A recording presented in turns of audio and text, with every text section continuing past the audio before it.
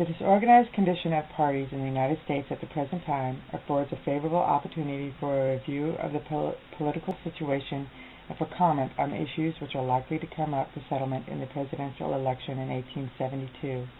As I happen to be the most prominent representative of the only unrepresented class in the Republic and perhaps the most practical exponent of the principles of equality, I request the favor of being permitted to address the public through the medium of the Herald.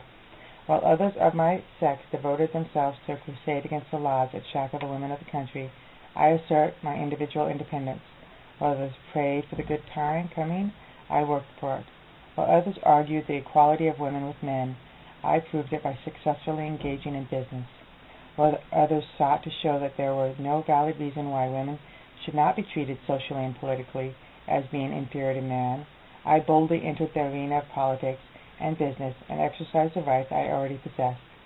I therefore claim the right to speak for the unenfranchised women of the country, and believing as I do that the prejudice which still exists in the popular mind against women in public likely will soon disappear, I now announce myself as candidate for presidency. I am well aware that in assuming this position I shall invoke more ridicule than enthusiasm at the outset, but this is an epoch of sudden change and startling surprises. What may appear absurd today will assume a serious aspect tomorrow. I am content to wait until my claim for recognition as a candidate shall receive the calm consideration of the press and the public. The blacks were cattle in 1860, and Negroes now sits in Jefferson Davis' seat in the United States Senate. The sentiment of the country was, even in 1863, against the Negro suffrage. Now Negroes' right to vote is acknowledged by the Constitution of the United States. Let those, therefore, who ridicule the Negro's claim to exercise the right to life, liberty, and the pursuit of happiness, and who live to see him vote and hold high public office, ridicule the aspirations of the women of the country for complete political equality as much as they please. They cannot roll back the rising tide of reform. The world moves.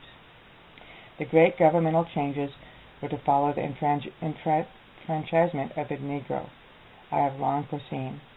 While the curse of slavery covered the land, progress was enchained. But when it was swept away in the torrent of war, the voice of justice was heard, and it became evident that the last weak barrier against the complete political and social equality may soon give way. All that has been said and written hitherto in support of equality for women has had its proper effect on the public mind. Just as the anti-slavery speeches became before secession was effective, but a candidate and a policy are required to prove it. Lincoln's election showed the strength of the feeling against this particular institution. My candidate for the presidency will, I confidently expect, develop the fact that the principles of equal rights for all have taken deep root. The advocates of the political equality for women have, besides a respectable known strength, a great undercurrent of unexpected power, which is only awaiting its opportunity to show itself. By the general and decided test I propose, we shall be able to understand the question of women's rights, or at least have done much towards presenting the issues involved in proper shape. I claim to possess the strength and courage to be the subject of that test, and look forward confidently to a triumphant issue of its canvass. The present position of political parties is anomalous. They are not inspired by any great principles of policy or economy. There is no live issue for discussion. A great national question is wanted to prevent a descent into pure sectionalism.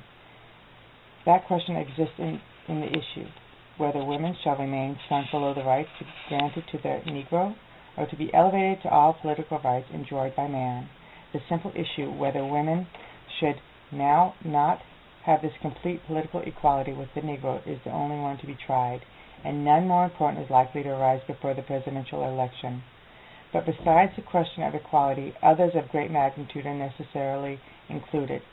The platform that is to succeed in the coming election must enunciate the general principles of enlightenment, justice, and economy.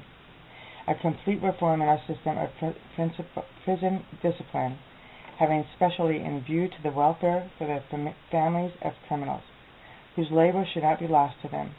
The rearrangement of the system and control of internal improvements. The adoption of some better means for caring for the helpless and indigent.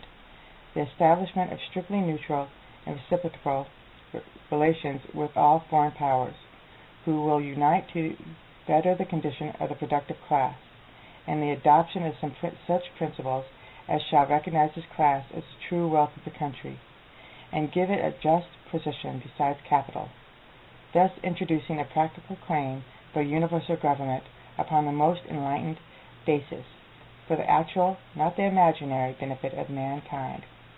These important changes can only be expected to follow a complete departure from the beaten track of political parties and their machinery, and this I believe my canvass of 1872 will effect, with a view of spreading to the people ideas hitherto have not been placed before them, in which they may be reflection, carefully amplified for their own benefit.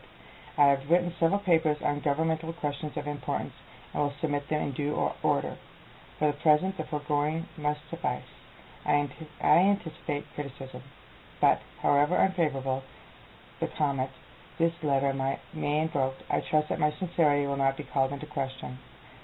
I have deliberately and of my own accord placed myself before the people as a candidate for the presidency of the United States, and having the means, courage, energy, and strength necessary for the race, intended to contest it to close. Victoria C. Woodhull.